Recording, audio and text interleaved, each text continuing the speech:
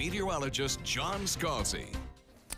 So across the region, we are looking at some pretty sticky conditions out there. Air temperature coming in at 77. We have a dew point value at 73, and we have showers and thunderstorms kind of widespread across the area. But they're in the process of kind of falling apart just a little bit, so we will get a break. Nevertheless, during drive time over the next hour or two, still have about a 60% chance of showers and thunderstorms. Those showers and thunderstorms will start to wind down and bring us a kind of typical afternoon like we've seen over the last several afternoons. Mix of sun and clouds with occasional showers moving in from Gulf waters across the region almost any time, almost anywhere. That sort of situation through 12 to about 3.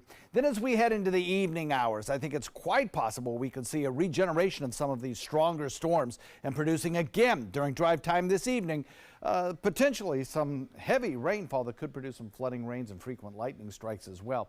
So we had lots of heavy activity just to our north. Areas of Hillsborough County, Pinellas County seeing some 60, 65, 67 mile per hour winds under some of these thunderstorms. I mean, tremendous winds gusting and bringing down power lines and spreading debris.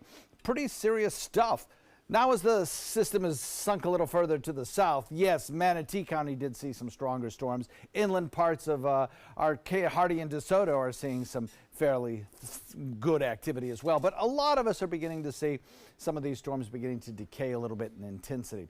Right now, the heaviest of the stuff located inland of Lakewood Ranch along Fruitville Road into Mayaca City down toward parts of southern areas of Arcadia. Down toward Northport, you're still seeing some fairly heavy rainfall there. All of this moving pretty rapidly to the east at about 30 miles an hour. And under these cells, particularly the ones in Northport, you could certainly see some gusty winds, 20, 30, even 40 mile an hour downburst winds, or not downburst, but rather strong winds coming from some of the thunderstorm cells. So watch for that. If you're going to be on the road, especially toward the bend in 75, it's both hands on the wheels because there could be some ponding of water on roadways as well. Right now, as I mentioned, some of the heavier stuff along Fruitville Road inland of the interstate, producing some moderate rainfall to heavy rainfall there. And then around Lakewood Ranch, we've got some points of seeing some stronger storms, stronger downpours there. All of that gradually drifting inward. And then along Osprey, between Osprey and the Comus, we're seeing a moderate rain shower moving onshore. All of this part of a system that will produce perhaps, again, later today, some pretty good gusts.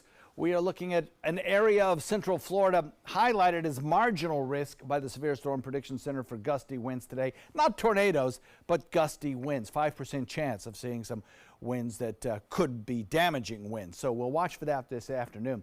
Kind of a mix of sun and clouds as we head into the day and these thunderstorms start to decay away. That'll bring our temperatures up into the upper 80s once again to close to 90. And an area of low pressure spinning around the Atlanta area, producing these little spokes of energy in the atmosphere that help to encourage these stronger storms. It'll be the case today, be the case probably this afternoon as well, as another little spoke of energy moves our way.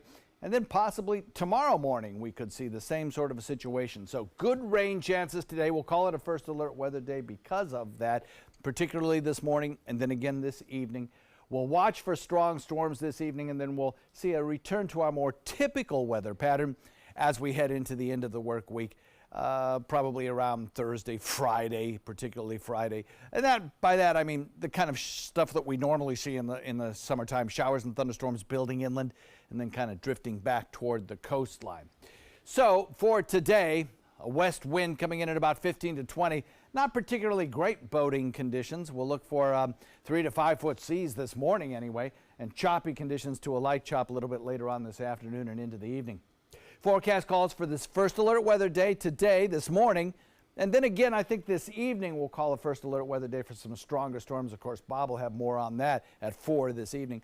60% chance of rain showers, followed by another 60% again tomorrow. And then as we head into Thursday and Friday, kind of a return to our typical summertime pattern.